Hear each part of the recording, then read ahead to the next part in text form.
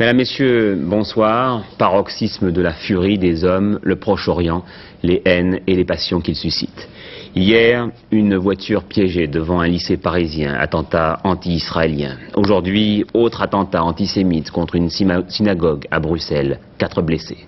Partout, la même lâcheté. Et puis, cet épouvantable massacre dont l'horreur grandissait de minute en minute à mesure que nous recevions les dépêches, il y a quelques heures, des dizaines, sans doute même des centaines d'assassinats d'hommes, de femmes et d'enfants dans 2 camps de réfugiés palestiniens à Beyrouth-Ouest. Assassinats vraisemblablement perpétrés, selon les premiers témoignages, par les milices dites chrétiennes du commandant Haddad, allié des Israéliens dans la guerre du Liban.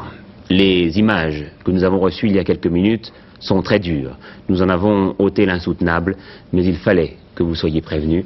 Voici donc le récit d'un massacre la nuit dernière. La violence, la haine a atteint ici son paroxysme. Les récits d'horreur de ceux qui ont réussi à échapper à ce massacre sont terrifiants. Des hommes en armes sont entrés dans les maisons abattant sans distinction les femmes, les hommes et les enfants, dans ces 2 camps de réfugiés de Sabra et de Shatila, à la périphérie de Beyrouth. Ce massacre a vraisemblablement eu lieu dans la nuit de vendredi à samedi. Les familles emportent les corps disloqués et racontent. Ils nous ont égorgés. Ils ont égorgé des enfants, beaucoup d'enfants.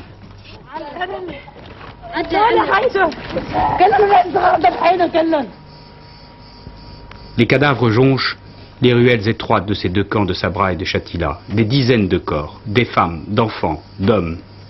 Selon certains témoins, le chiffre des victimes pourrait atteindre plusieurs centaines de personnes.